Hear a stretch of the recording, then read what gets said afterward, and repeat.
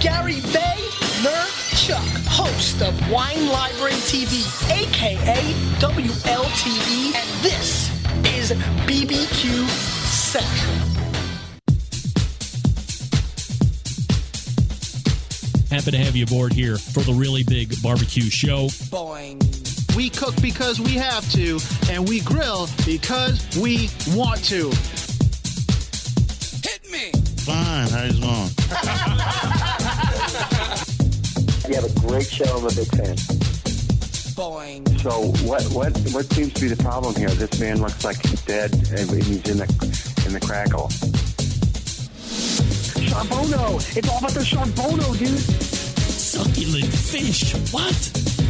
He ate 2 feet or wiener. But listen, Libertius, shut your face. I'm shaking like a dog shit peach seeds. We have top men working on it right now. Top men. And just like that, we are into the second hour. Welcome aboard. It's the Barbecue Central Show. We broadcast from Cleveland, Ohio.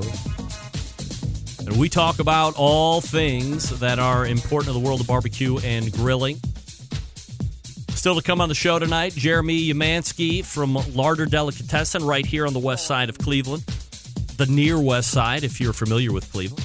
West 29th Street, to be exact. Right in the old Cleveland Firehouse. I think that's what they call it. So, really looking forward to that. Hey, don't forget to follow me socially at BBQ Central Show on Instagram. That's where you were originally alerted about the Bubba Burger contest that is wrapping up here in 2 hours exactly. If you'd rather follow me on Twitter, you can do that at the same handle at BBQ Central Show or on Facebook /BBQ Central Show. If you're watching on Facebook, thank you very much. If you're wondering why I'm not interacting with you on Facebook, I don't watch the chat on Facebook. It's annoying. It's annoying. And I can't follow it. And there's no widget or app on the streaming software that I use that will show me it. So until that happens, I'm not going to be able to check that out. But know that I appreciate you watching live right here. Once again, as I had mentioned in the first hour, we are now in the final 2 hours of the Bubba Burger promotional contest. So here's what you need to do. Hit iTunes, find the Barbecue Central Show, or go to my website and click on the iTunes link under subscribe, and then leave a review and rating. Remember, while there is a great chance that if you leave an honest review, you will be included in the contest. If you leave me a 1-star review with no comment or feedback, even if you use the correct hashtag, I will not. Andrew, you are not the father. That's right. I will not include you. Why? Because it's my contest and I can do that. Now, lots of feedback as it relates to the embedded correspondence segment last week, specifically as it relates to the initial unveiling of the Barbecue Central Show Guests Hall of Fame. Remember, 3 categories were drummed up: regular guest, semi-recurring guest, and one-off guest. Now, I have to, as I go back and review the whole segment, I went back and re-listened to it the next day, or after it was released on what would have been Thursday last week. Audibly, it was great. Content was superior. There's something that's going on within the inner circle called the best 1 minute of Steve from Tennessee that John Solberg puts together that is not going out for public consumption. And it's not like I'm trying to tell you that what we get to listen to is better than what you get to listen to, but it's so funny. But that's private. You got to get in the inner circle for that. And I decided to go back over that first run of the Hall of Fame. And I think perhaps Ray is right. So my concept last week was that I'm going to do a lot of people in right off the bat to go against the grain of the way the Barbecue Hall of Fame was doing it, which was only letting 3 people in every year. You know, that first time that the American Royal took over, I've always been the proponent and the champion of having there been a huge induction to get the base in there, and then you can be picky after that, but that didn't happen. So we, the embedded correspondents, and I ushered in a number of people last week. And now that we have that base, I'm going to make a page on the website. I'm going to make a list of who is in under those categories. And then going forward next year, we'll probably put in one recurring guest, one semi-recurring guest, and one one-off guest each. So that would be a total of 12 people going in from here on out. Now, I'll have to go back and get a quorum's decision on that, but, I mean, ultimately, the decision remains and lies with me. So I think if we have myself and then 3 correspondents, actually, there probably would be a fourth one. That would be John, because David Huff was out last week dealing with a few items that he had to get taken care of, and I would imagine he'll be back next week. So I don't want to exclude John from Michigan, so we'll probably pull him in for the Hall of Fame. So that would be a total of 4 people, and then 5 would be including me. 5 times 3 is 15. So every year going forward now, 15 people will be inducted into the Barbecue Hall of Fame. Now, we may decide that we will generate a list of 15 people, and then the 5 of us will go down and vote, and whoever gets the most votes will win. So we would actually be inducting 3 people. Ooh. The mystery and excitement builds. See how I just did that? Anyway, lots of reaction as it related to the people being put in by myself and the embedded correspondents last week. Email from Jason Baumgartner. Greg, how does no one mention Ben Carson as one of the greatest one-off guest interviews ever? That interview on the Carson Rodizio took so many left-hand turns, I thought I was listening to a NASCAR race. Good one, Jason. Yeah, except I believe his name was Blake Carson. Get that big stuff out of here. Jason, Ben Carson was the dude running for president. The doctor, the brain surgeon. Blake Carson is the guy that you want, okay? That's all right. I see you working, Jay. Thanks for reaching out. And I agree. Blake was incredible. I didn't even think about that. Because it's tough for me. I kind of rely on my embedded correspondence to be a little bit more out of the current of the show. I mean, I got to be in this current in order to steer the ship properly. So, I mean, how many people have I interviewed over the course of 11 years? The first show, the first live show was February 7th, 2008, which may or may not be a best of show here sooner than later on a Friday. So make sure you subscribe to the show. But there's a lot of people that have been on the show either regularly or semi-regularly or one-off that just because it's been so long, I'm not going to remember. Once again, I live in that 2 to 3 year time frame, and it literally could have been 2 weeks ago or 10 years ago, and I still think it's 2 to 3 years ago. Also, got another email. Starts out like this. Greg/Gene. What? My guest Hall of Fame nominees. Ronnie Lotz. That dude was just bonkers and probably the best interview in the history of the show. In the history of the show?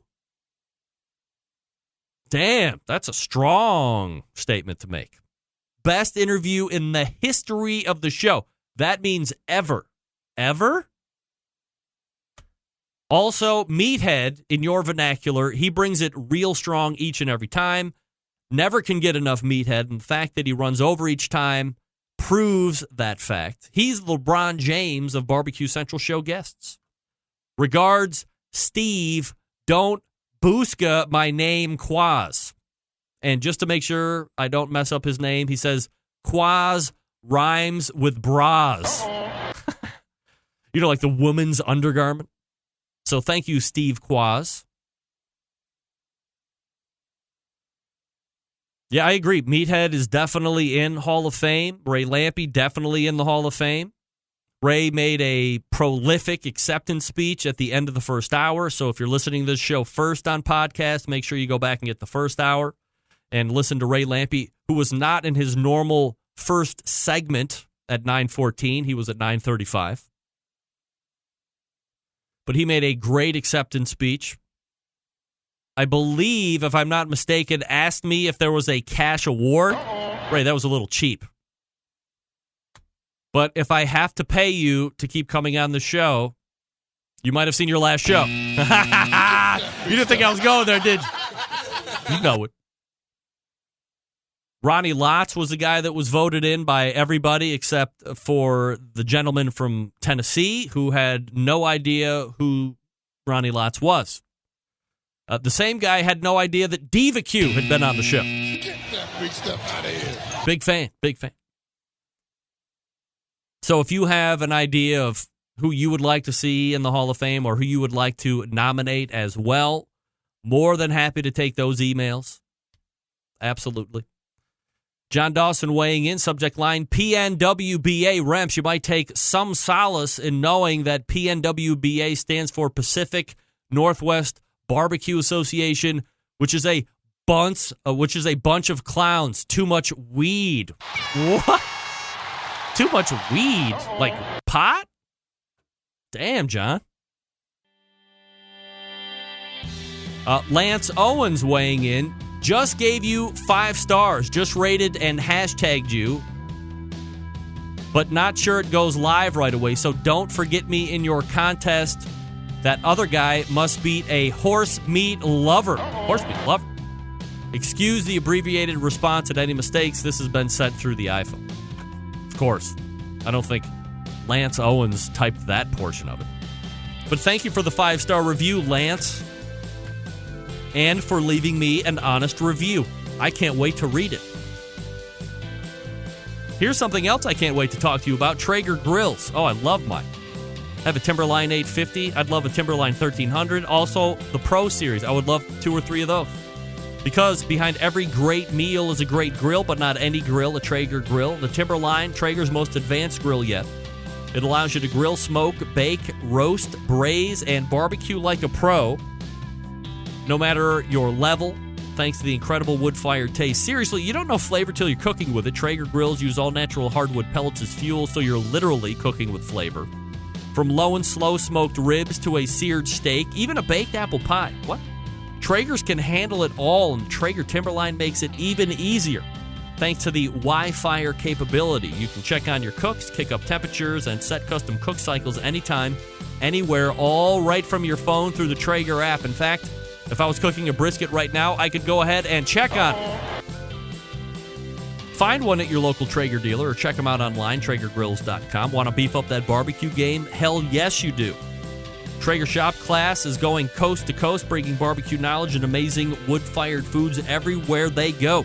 Taught by professional pit masters, you'll take home all the skills you need to reach barbecue glory. Find a shop class near you and sign up today. TraegerGrills.com/shopclass. That's TraegerGrills.com/shopclass. Or just the main website to check out the cookers, TraegerGrills.com. Great news. I have been unblocked by Instagram's Traeger account. So now I can properly include them on tags and hashtags and mentions. So not sure exactly how I got banned by Traeger Grills on Instagram, but I am now unbanned. Jeremy Umansky coming up out of the break. Stick around. We'll be right back.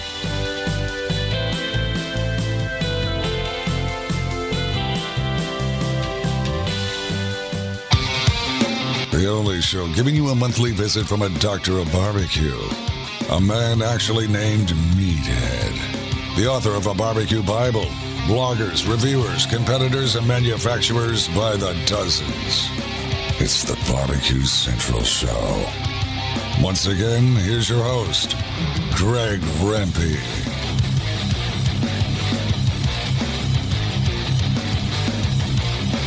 All right, welcome back. Hey, Smoking with Smithfield Committed Cooks. Make sure you head on over to SmokingWithSmithfield.com and apply now for the 2019 Committed Cooks program. $25 shipping charge for that. Open to the first 500 applicants. Also, if you're running a barbecue contest and you would like to apply for the 2019 Smithfield Grant that is currently going on, which I believe is until the end of the month, you can do that at SmokingWithSmithfield.com. Get after it. Also, I do want to mention that winning this past weekend's second annual Smithfield Classic was Fred Robles from Rio Valley Meats, so congratulations to Fred. continuing to take down big events is my guy, Fred. Man, you love to win, Fred, which I appreciate. All right, my guest in the second hour, a man of many talents and expertise. Have you ever met a mushroom foraging expert? Have you always wanted to talk about fermentation to a master? Also happens to have attended the Culinary Institute of America's accomplished. You bet. To cap it all off, he's right here in the Rock and Roll Hall of Fame city of Cleveland, Ohio. So let's go ahead and race to the hotline of Traeger Grills and welcome the first-timer to the show, Jeremy Umansky. Jeremy, how are you, buddy? I'm doing good, Greg. How you doing? I'm doing absolutely fabulous, Jeremy. Appreciate you making time for the show this evening. Lots to get to, of course, but as I had mentioned just in the open, the gem of this whole deal is, I'm remiss in the fact that I didn't know about Larder and you up until the introduction that Daniel Vaughn had to make coming up from Texas. But you are right here in Cleveland. Are you always a Cleveland kid, or did you just come back here for some reason? Yeah, no, I grew up in the Cleveland area. I grew up out in one of the suburbs called Solon. So born and raised. I went away for about 10 years, went to culinary school, did a bit of traveling, and studied underneath a few chefs, and I've been back here for about 4 years now. Jeremy, just to give a little background about you, as somebody who's in this industry and who's accomplished quite a bit, and you have a bunch of expertise in a bunch of different areas. Were you a kid growing up that always had a fascination with food or found yourself in the kitchen, or is that a passion you found a little bit later? Yeah, no, that's something that's always been there. I was really fortunate. My grandmother was a kosher caterer on the east side of Cleveland, out of a synagogue for 20 years. Oh. So age 11, 12, I was working with her in the kitchen. So it's been something that's been fostered for as long as I can remember. How soon do you go to CIA? Is that something that you go to right out of high school, or you take a little bit of time there? No, actually, I worked as a mortician in the other family business for a few years before going there. Funny story, I'm in my butchery classes at CIA, and I'm underneath this gentleman, Hans Siebold. He's a certified master chef, a German, a Bavarian butcher, mammoth man. And, we're cutting, and I'm cutting meat, and I had a little bit of working with meat before then. He says to me, you know what you're doing, like you can seam out, you can, butcher pretty well. You've been working for a butcher? And I said, well, no, I've most recently been a mortician. And he just looked at me and said, well, keep cutting. I mean, it kind of helped, right? I mean, it sounds a little bit morbid, but it probably helped. Listen, when it comes down to it, when the skin's off, we're not too much different from a pig or a cow. You name it. Butchery is butchery. We're talking with Jeremy Umansky. The website, by the way, if you want to check it out, if you're going to be in Cleveland and you want to check out a really great delicatessen on the near west side of town, LarderDB, like DeltaBravo.com, LarderDB. So go ahead and check that up while we're talking here this evening. So you eventually get to the CIA. I mean, did you not have a passion for the mortician industry? No, it was something, I don't want to say I had a rough childhood, but I got sober at 19. So after I was on my feet for about a year, it was a job that my uncle had offered me. And it was stability I needed at the time. For those listening that have been in the food industry a while, it's not the most stable in terms of trying to stay sober. So it was a little bit of a much needed break, but it wasn't where my heart was. So obviously it was the food where the passion lied. Yeah. The whole time I was still picking up catering jobs and doing a few events here and there. And, eventually, I was working on my undergrad too, out of Tri-C here in anthropology. And, it just dawned on me, like, I should probably go to culinary school. Why do you choose CIA versus, let's say, a Johnson and Wales or, one of these other culinary schools? New York was a big focus for me. I wanted to get to New York, and it was the right school in the right place. You end up meeting your, I guess, what would be ultimate partners that you are partnered up with at Larder at CIA. Is that correct? Well, my wife, Allie, who's chef owner with me, we met in culinary school. She's from Norman, Oklahoma. Wow. And then Kenny Scott, my other business partner, we met here in the Cleveland area, but we met through a good friend of mine at culinary school. Kenny had worked at some Michelin star restaurants in New York with a buddy of mine from school. And when Kenny came to Cleveland, the Cleveland area, for some family issues, this guy linked us up and we hit it off the bat. When you're at school, do you find yourself interested in a few different like subcultures or sects of the cooking industry, or were you just pretty much a lover of everything? You know, it was pretty broad, but at the time, gentleman Paul Wigston, he was in charge of all sourcing for the school, so all ingredient sourcing. Paul's a farmer. He had a family farm, and I was president of the Garden Society, and I was president of a group called Chef Sustaining Agriculture, which is now a slow food on campus group. And Paul saw I was doing these things. He offered me a job on his farm. So I started farming. I eventually became his land manager.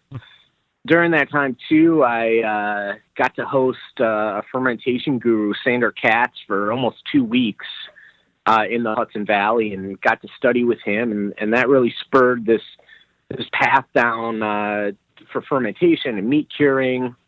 And then at the same time, through Paul and his farm, I started doing work with Cornell. He was an alumni there, and started working with a mycologist and a botanist, creating these value-added programs on the farm, teaching farmers how to find mushrooms or quote-unquote weeds in their fields and bring them down to the New York City market. So foraging, fermentation, meat curing were things that all kind of I got into simultaneously, and they became the root of my career.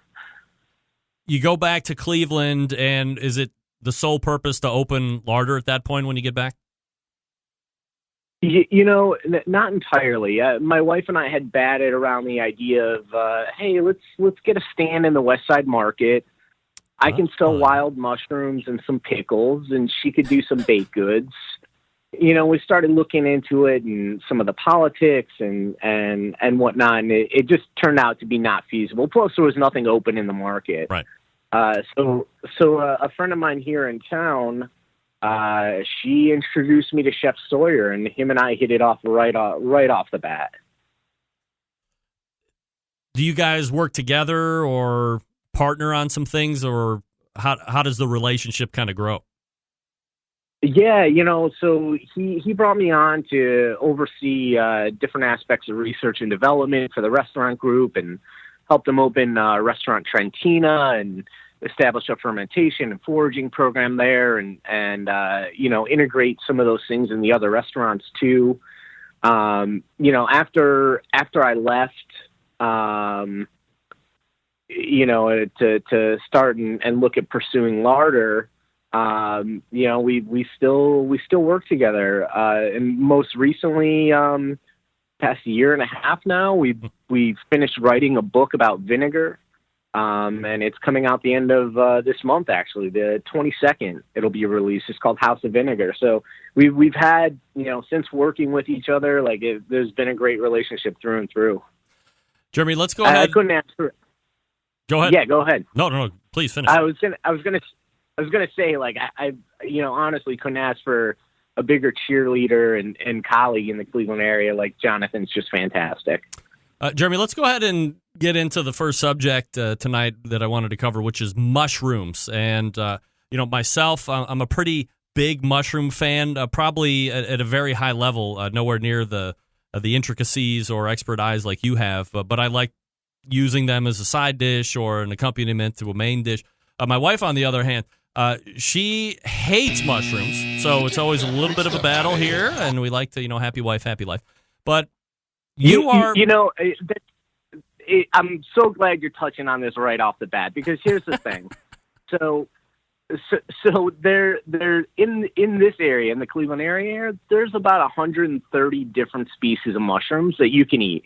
Really? So for someone to tell me they don't like mushrooms based on the 3 or 4 types they've had in their life from the grocery store, I don't buy it. I guarantee I've got a mushroom that your wife will enjoy. When did you realize that you did have, this extra passion? I mean, obviously you talked about how you kind of got into it, but I mean, were you extra excited when you got back to Cleveland, or did you know when you came back to Cleveland that there was this many varietals of mushrooms growing around? Yeah, definitely knew that those things were going around. The thing that I wasn't seeing though was I wasn't seeing them being used. I was seeing a few, maybe half a dozen species at different restaurants, but that was just the tip of the iceberg. And at Trentino with Jonathan, we were using 130 different species on a regular rotating basis. Is foraging a title or forager a title that one has to earn, or is that something that is like a verb? If you're going to go out looking for mushrooms, you're technically foraging. Yeah, I mean, anybody can be a forager. Anybody can go foraging. I think, when we get into the realm of food, and especially, in restaurant production or the food industry, you've got some distinctions that need to be earned. And some of those would be, I'm a licensed wild mushroom expert. I have a license through the Michigan Department of Agriculture. On that note, even though I don't have a PhD in mycology, I'd be considered a mycologist or an amateur mycologist. So stuff like titles like that would be things that have to be earned. But if you want to go out and you want to learn, a few dozen species of mushrooms or plants and start foraging, you're a forager. It's in all of us. It predates agriculture in our history, in our civilization. So, we all have ancestors that did this on the regular at one point. Are there other LWMEs in the greater Cleveland area, or are you one of very few? As far as I'm aware, I'm one of either 2 or 3 in the state of Ohio. Oh, really? Yeah, no, that doesn't mean there aren't people that have the knowledge of that certification. They just don't have, they haven't gone through the course and the testing, and the licensing process. So there are definitely quite a few mycologists that, have knowledge above and beyond what I have. It's just a matter of, I own a food service operation. We wanted to make sure that if we're going to use these ingredients, we can do it legally without having to worry about, can this be done? Should this be done? Any of that. So getting that license was a huge step in us being able to use these mushrooms, because state by state, what you can and can't do varies. Jeremy Umansky joining me here on the show, one of the co-owners of Larder Delicatessen here on the west side of Cleveland. All right, so anybody that's in Ohio right now or is listening to this on podcast, very excited because there's 130 different varieties of mushrooms growing here in the state. So is there a best way to tell? Because, my upbringing was if you see a mushroom on the ground, and I'm from upstate New York, run away from it. If you eat it, you're going to die. Everything's poisonous. Obviously, that's not the case. So what's the best way to tell what mushroom is good to pick and which one might be dangerous? Sure. It's just like anything else. We let's take driving a car for instance, right? Once you reach a certain age, you have to take classes on how to operate a vehicle. You have to have X amount of hours behind the wheel. Then you can get a permit and then a license. And then every few years you have to renew it and keep it updated. So there isn't necessarily a best way to tell. I've heard people say, well, I saw a squirrel eat it. It must be safe. Well, no, you've got a different body than a squirrel does. They can eat different things than we can. Your dog can't have chocolate. It'll make them sick. But you can eat none of it. So it's really just about studying and learning. There really isn't a foolproof way to say, oh, that one's orange, it's okay, or that one's white, stay away. There's no steadfast rules in those regards. So if you are somewhere and this conversation is spurring you on to take up foraging, you're going to want to get online and look up foraging classes and then obviously vet your experts, correct? Yeah. And you know what? Here's the good thing too. If you go out, so in Ohio, where I am, there's give or take 2,500 different species of mushrooms. There's only a handful of them, maybe a dozen or so, that are toxic enough to potentially be fatal. There's a few hundred that could potentially put you in the hospital with some liver issues or kidney issues or even neurological issues. But the rest of them, the ones that are toxic, it might be a night on the toilet or with your head in a wastebasket, but you're going to get through it. So, when you put those things in perspective, it's not something you should necessarily be afraid of. So if you look at those maybe dozen species that could be potentially fatal, if you learn what those are, and most people can learn them pretty readily and pretty easily, you really got nothing to worry about. This is a tremendously broad question, and it's more your opinion. And obviously, you know what's selling in the restaurant, what people are coming in for. What seemed to be the best tasting or the most popular selling mushrooms? For instance, when I was there the first time meeting you, you had a mushroom pastrami sandwich that was absolutely fantastic. I don't recall exactly what mushroom that was, but I mean, there's got to be some that probably do a little bit better in the restaurant than some others. Yeah. And that mushroom, the Latin name for that is Latipris sulfuris, the sulfur shelf or chicken of the woods mushroom. Chicken of the woods?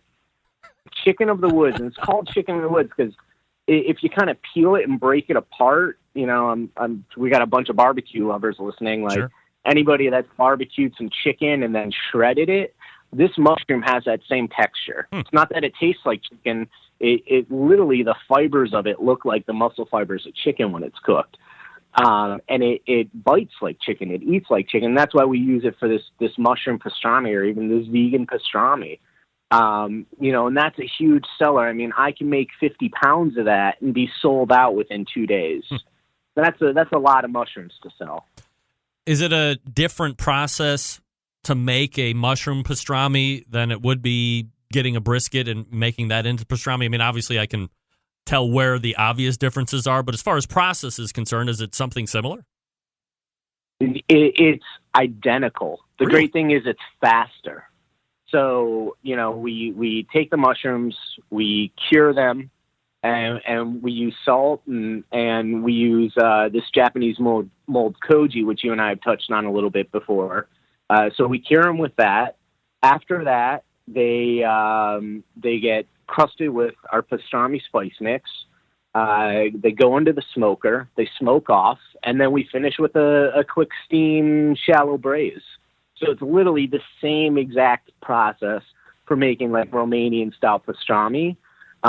It's just using something else. And that's one of the reasons I feel it comes out so good, right? Like we're treating it like meat. We're not thinking of it as, oh, this is a mushroom. We're treating it like it is a brisket or like it's a flank. And we're just putting it out there and putting it through the process, and it makes a great sandwich.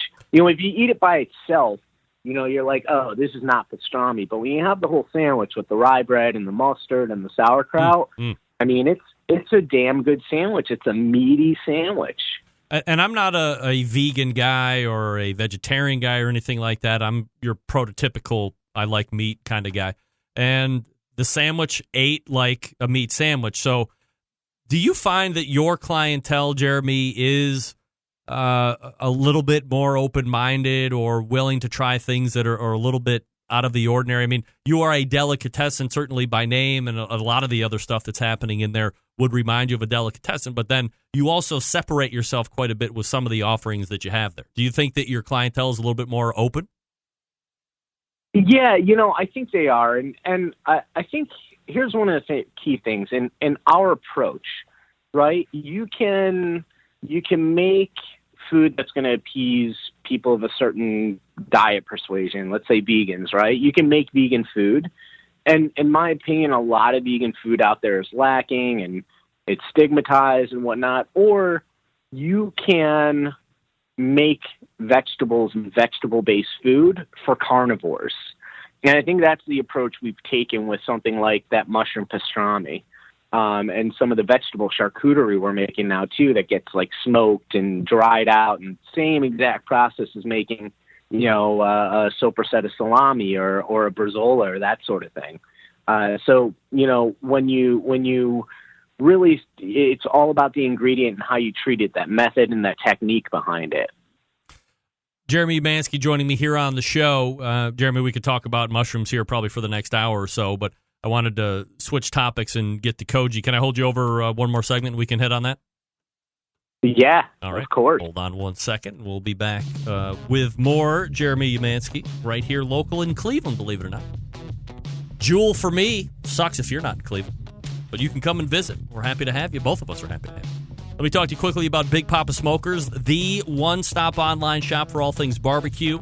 Their curated selection of only the best outdoor cooking and grilling supplies get you on the path to better barbecue results in no time. Everything at Big Papa's has been Pitmaster approved by Sterling Big Papa Ball himself. That's right, from the award-winning rubs and sauces to the American-made grills, smokers. Big Papa's has something for every type of outdoor cook.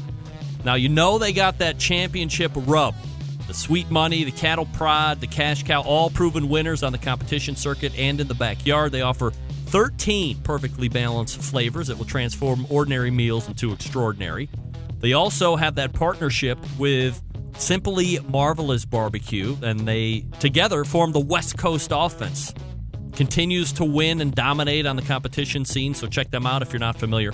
They also own Granny's Barbecue Sauce. If you're looking for that new go-to barbecue sauce that will please everyone, Granny's traditional yet powerful flavor remind us why you fell in love with barbecue in the first place.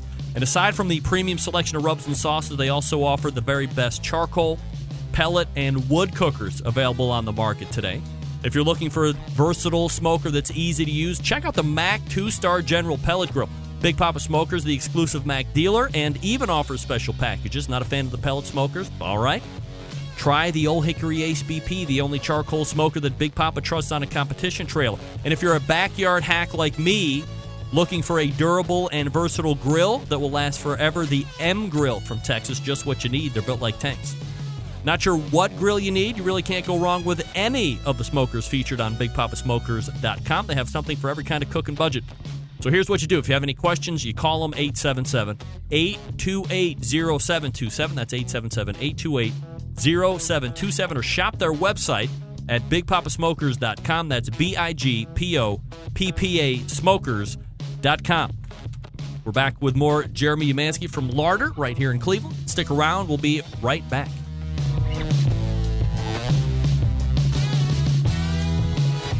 Continuing to produce incredibly mediocre content in an exceptionally professional way. You're listening and watching the Barbecue Central Show. Once again, here's your host, Greg Rampey. And this portion is brought to you by Fireboard. Monitor up to 6 different temperatures simultaneously. Connect to Wi-Fi for cloud-based monitoring or connect via Bluetooth. Hey, if you have Alexa or Google Assistant, you're in luck because Fireboard is fully integrated with both. Find out more by visiting fireboard.com or call 816-945-2232. That's 816-945-2232. Jeremy Umansky joining me back on the show. Thanks for hanging with me through the break there, Jeremy. So, Heyo. Koji is something that you told me about the first time we visited. Blew my mind. Actually went online, saw a big talk that you gave. I think it was out in New York. It was on YouTube, and you eventually got into the Koji thing. And so, it's been an ongoing discussion here on my show since about March, dry aging in general. And from a restaurant side, I see selections more and more on the menus. I also notice that folks at home are looking to secure proper equipment so they can actually have standalone dry aging options available at their own house now. Dry aging around a long time, no doubt about it. What do you think is leading to this rise in popularity of dry aging in general? It's damn good. Yeah. I mean, that's it. It's freaking delicious, man. Do you have a preferred dry age time? Like, if we're going to like Red, the steakhouse, or you name it in Cleveland, and we could have any dry age time that we want on a steak, what's Jeremy picking? Man, I like super funky and super intense. Like, Really? if I can get something 120 days, I'm in heaven. Can we get something 120 days in Cleveland? I mean, you can make it. Yeah, I mean, I get that, but like, there's no restaurant that you know of that would do that, right? Is that dangerous or no? No, and it's not dangerous if it's done properly. I'm fortunate enough. I'm a brand ambassador with Certified Angus Beef, and I love their beef. For Larder, we use their beef for our pastrami, and we spec Ohio raised Certified Angus. So every once in a while, down in Worcester, Ohio, about an hour south of Cleveland, they've got this awesome culinary education center. So I'll go down there and cut meat with them every once in a while. We get to break down a whole cow, and there's always some of that lurking around there. So I try to get down there as often as I can.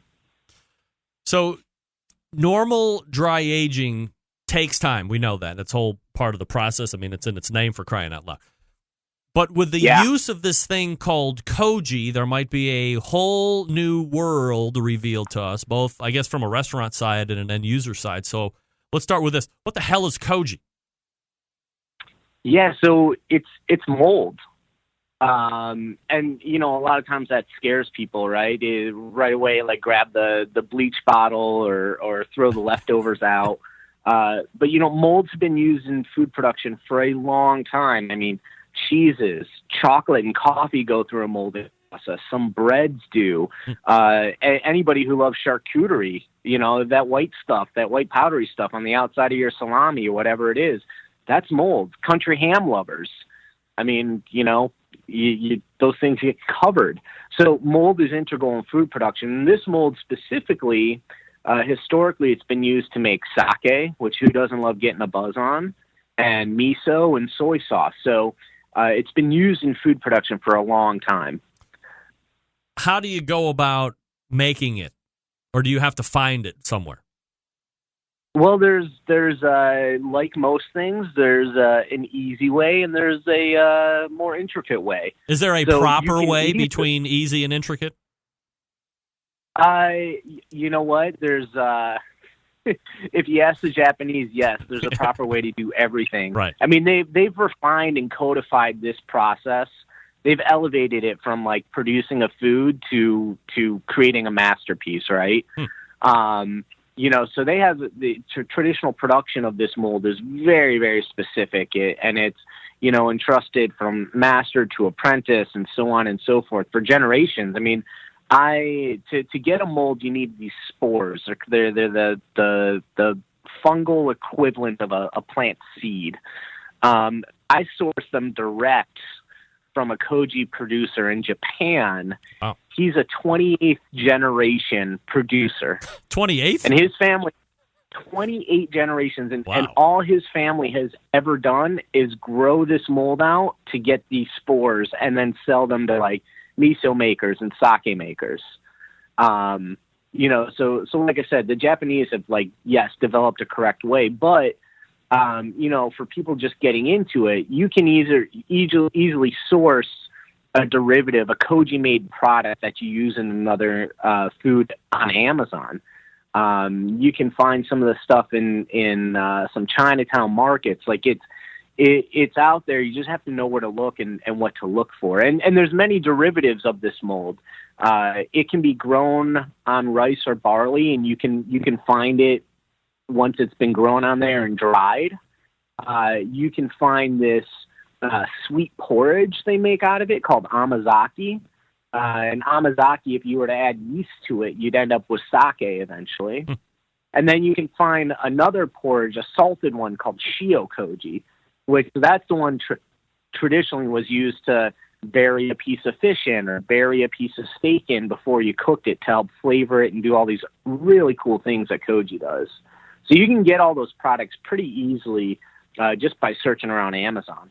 Jeremy Umansky joining me here on the show from Larder Delicatessen here in Cleveland, Ohio. So let's talk about how Koji works and how it will aid in dry aging or giving you, I guess, what would be a dry aging flavor and funk. Yeah, so the way it works, when a mold grows, they're pretty different from us. They don't have a mouth. They don't have a stomach. So what they do is they grow their roots essentially on their food source. And through this rooting network, it's called a mycelium, they secrete these enzymes. And the enzymes, they break apart starches into simple sugars and proteins into amino acids that create umami flavor. They break down fats into esters and fatty acids, which are highly aromatic compounds that are responsible for us like smelling things before we taste them. So the mold grows on its food source and releases all these enzymes that break down all these complex things that make up an ingredient into these really simple, approachable things that happen to be incredibly delicious and aromatic. And at the same time it's doing that, it has the ability to tenderize things and wick moisture away because it's a living thing growing on something. It does all of these really crazy, wonderful things simultaneously. I mean, just to kind of put it in perspective, like our pastrami we make at Larder, I don't know, Greg, you've made pastrami before? Yeah. Yeah, I mean, how long did it take you to make your pastrami? Start to finish, raw to slicing it? I mean, it had to be a couple weeks. Yeah, so we do it in 72 hours. Like, that's how fast this mold works. Wow. So, we start with the raw brisket. Like I said, we put the salt cure on it. We use this paste of koji that we call shio koji on it. It sits on that for 2.5 days or so. It allows the salt to penetrate, the curing salts to penetrate everything incredibly fast. It tenderizes the meat, and then we go right into the smoker and then to steam. So it's just incredible how fast it works. So is there a table of 1 day in the koji paste equals a week of normal dry age time? Is there some type of a breakdown on that? Yeah, more or less. I mean, it differs from cut to cut and animal to animal. But, in the realm of charcuterie, we've done like front end picnic hams, like with the shank on and everything, like a 12-pound ham. I've had those ready to slice after about a month and a week, so just under 40 days of hanging. Things like bresaola we can have in 11 to 14 days, and we're talking like 40% weight loss on these cuts. Oh wow! From when they're hung to being sliced, and for the dry aging technique, like the age acceleration technique, we can and I've done side-by-side tasting with the meat scientists at Certified Angus Beef. We feel the 48-hour koji treatment that we do is right on par with a 30-day dry age.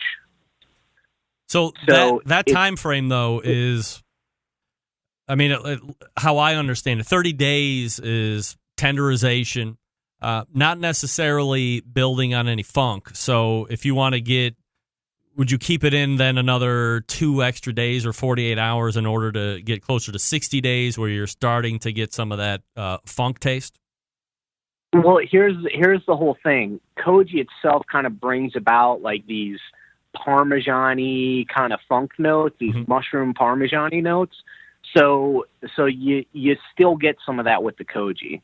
And I don't want to distract anybody and say like this is the exact same thing, right? There's a bit of difference with it. Like it's a different flavor profile, but when it comes to the eating and the texture and you're eating them right next to each other, every test that we did, and we used some crap cuts, man. We did this.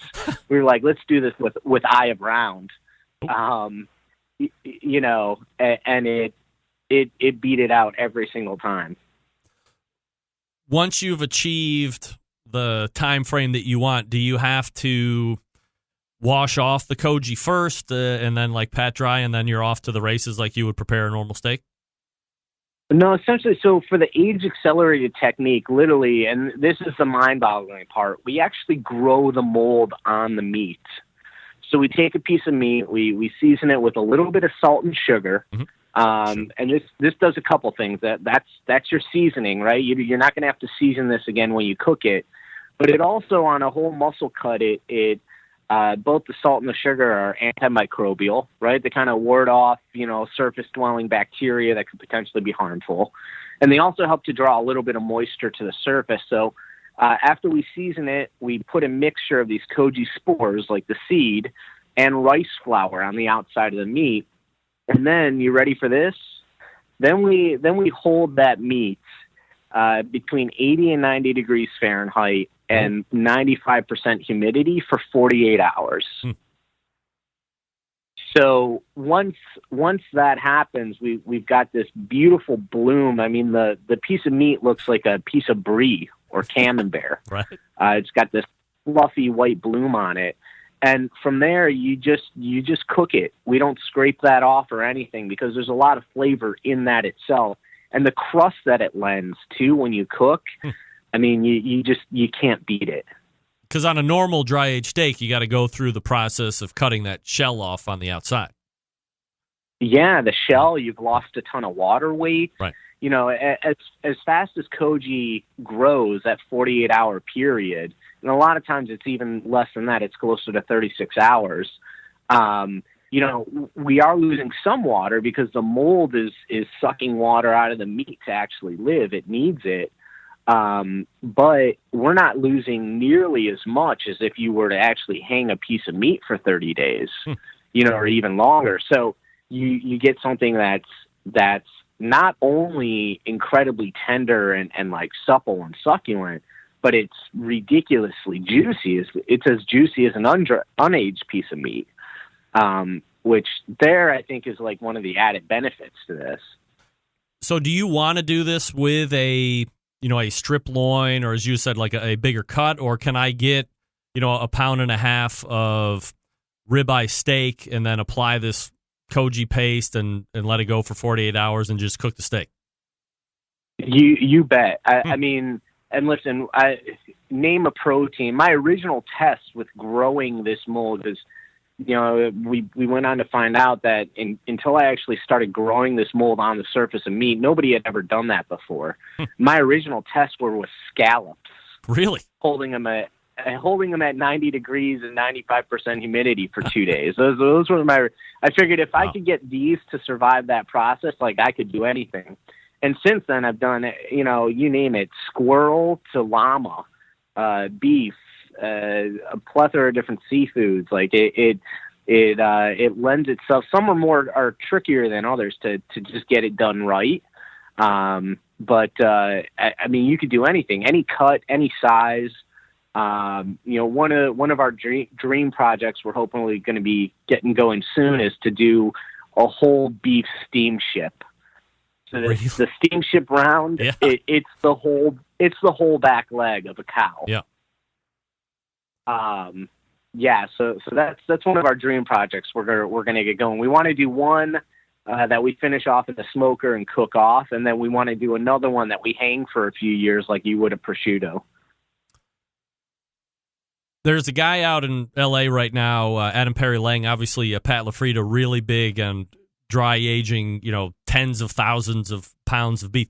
In a commercial application or in a restaurant application, I mean, obviously this is something that you have already done, but do you get contacted by purveyors and owners of restaurants saying, hey, I just watched this YouTube video, or I heard somebody mention that you're an expert in this Koji thing, and let's talk about how it can kind of help me achieve some dry age flavor profiles and tenderness and all this without having to go through the whole process of truly dry aging? Is that something that you think is going to pick up steam?